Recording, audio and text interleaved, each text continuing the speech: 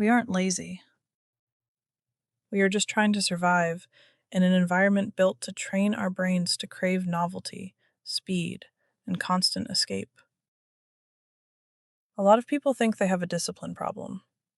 They think they just need more willpower or better self control. But for most of us, that is not the real issue. The truth is that our nervous systems are completely overloaded. Our attention is fractured.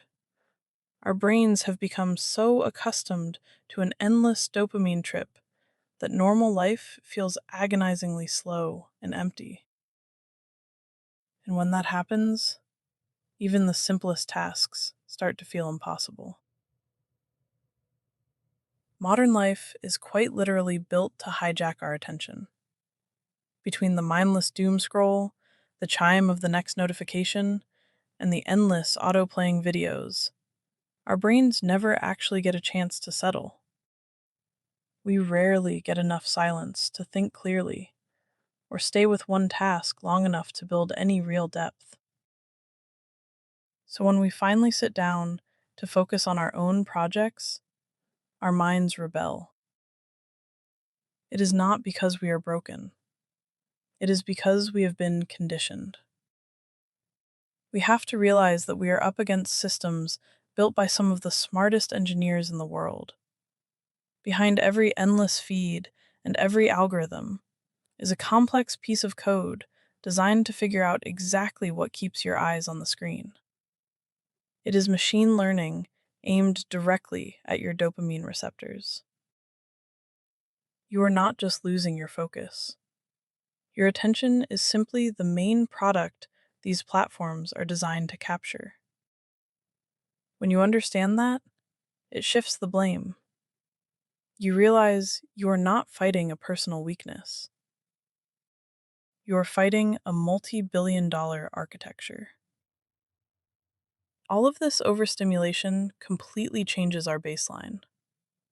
Once your brain gets used to high-frequency input, ordinary reality just seems dull. Deep work feels heavy.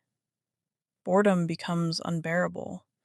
And sitting still feels almost like physical withdrawal. That is why we reach for our phones without even realizing it. It is why we procrastinate on the things we genuinely care about. It is why we feel completely exhausted, even when we have done almost nothing meaningful all day. Think about what happens when you actually try to do deep, meaningful work. You sit down to tackle a tough problem, brainstorm an idea, or build a complex project from scratch. That kind of work requires you to hold a massive, invisible model in your head. It requires absolute patience. But because your brain is used to getting a reward every 3 seconds from a screen, the silence of the creative process feels agonizing. The concepts you are trying to shape, or the structure you are trying to build, need quiet to develop.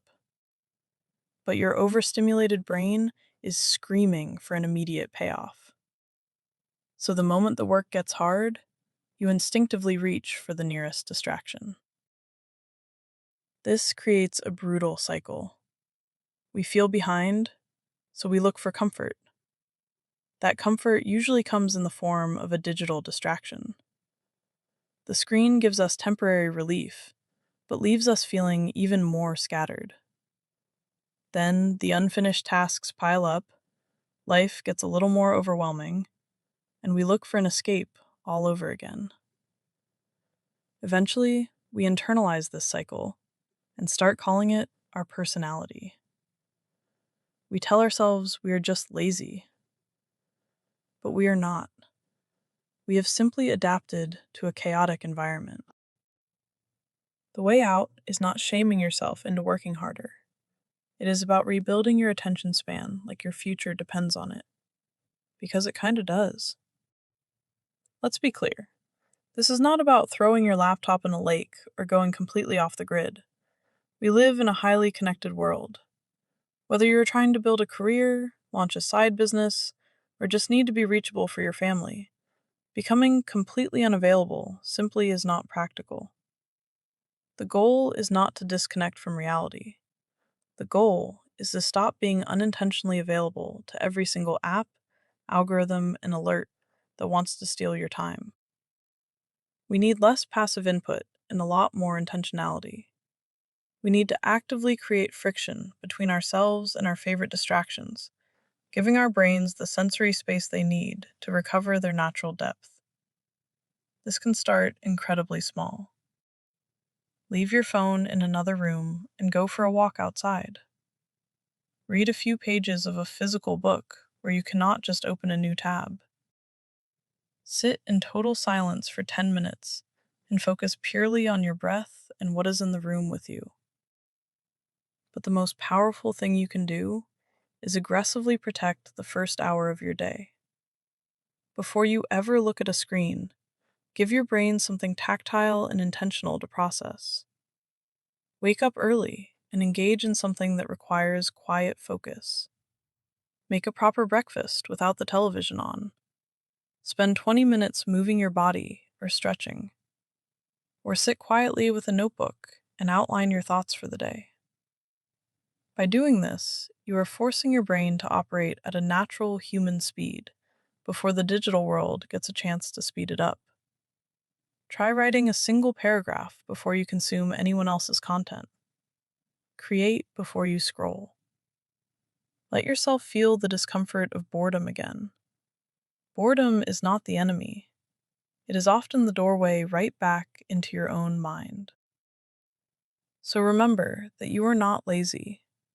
You are overstimulated, fragmented, and mentally overfed by a system that literally profits from keeping your attention divided. Once you see that for what it is, you can stop blaming yourself and start rebuilding. You do not need to become superhuman. You just need to become someone who can think, focus, and belong to themselves again.